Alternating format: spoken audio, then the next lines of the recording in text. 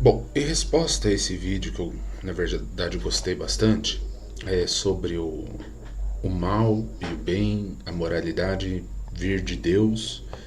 Eu tenho uma posição sobre isso e eu diria que, bom, não vem simplesmente de Deus falar que é. Por exemplo, se Deus falar que é moral fazer, sei lá, sair matando pessoas à toa, então é moral. Não.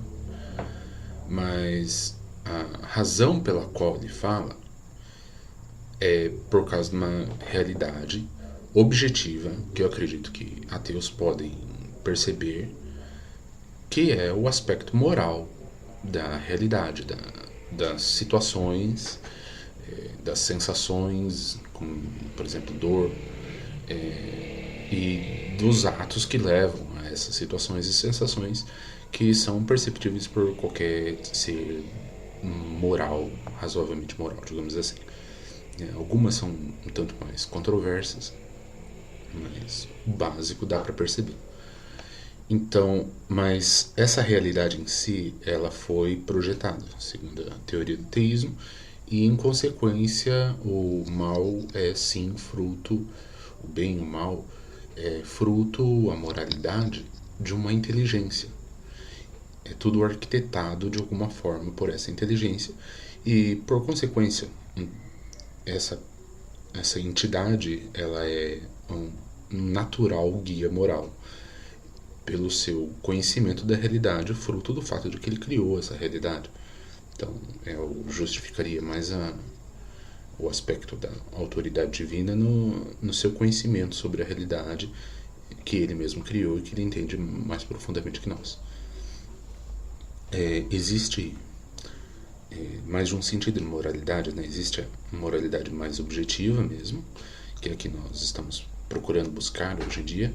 E existem padrões morais que envolvem escalas de valores da época, que envolvem também limitações, envolvem circunstâncias, capacidade humana de fazer cumprir certas coisas, hábitos. Por exemplo, é legal matar animais para comer. Isso não é muito legal. Isso faz parte de um sistema e está dentro do que é considerado moralmente aceitável para a maioria das pessoas.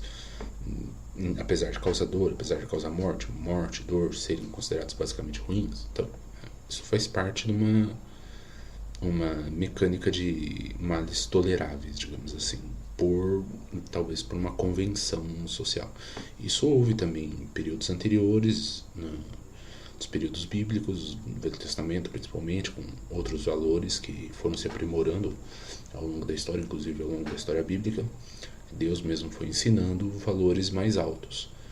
E em consequência do fato de que Deus, o próprio, trabalha com essa moralidade social, baseando-se na capacidade do ser humano e com uma tolerância à existência de vários níveis de coisas más, então a ordem divina ela acaba sendo mais como um mínimo e não como um máximo. Tanto é que ele diz, né? Quando vocês fizerem tudo que eu vos mando, se chamem servos inúteis.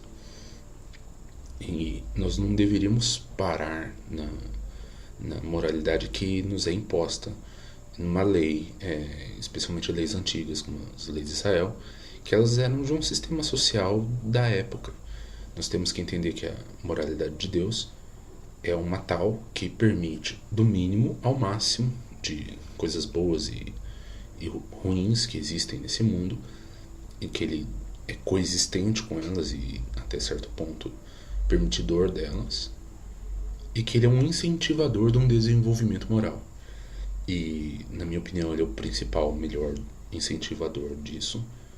E essa é uma boa razão para se valorizar Deus. E uma das razões pelas quais às vezes existe uma discrepância moral muito grande e uma sensação de falta moral nos ateus, na visão dos teístas.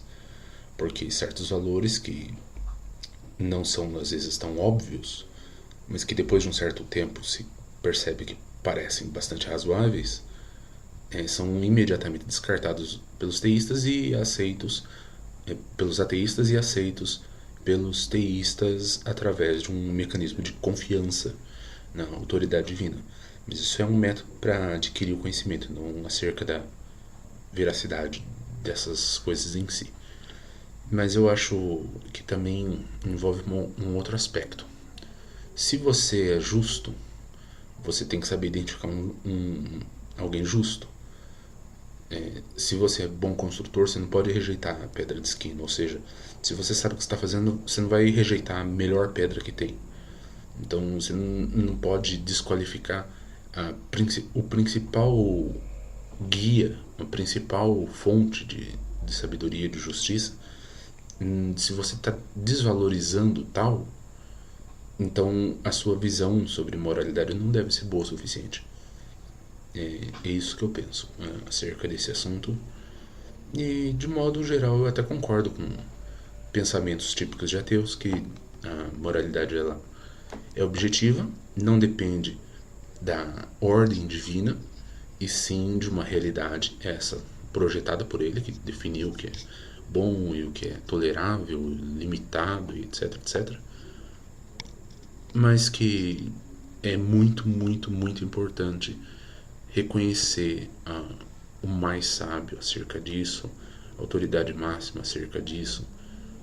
E também é injusto você não reconhecer e não agradecer o seu Criador por ter te criado. Então, pelo menos uma falta moral ateus têm, se eles não aceitam a Deus.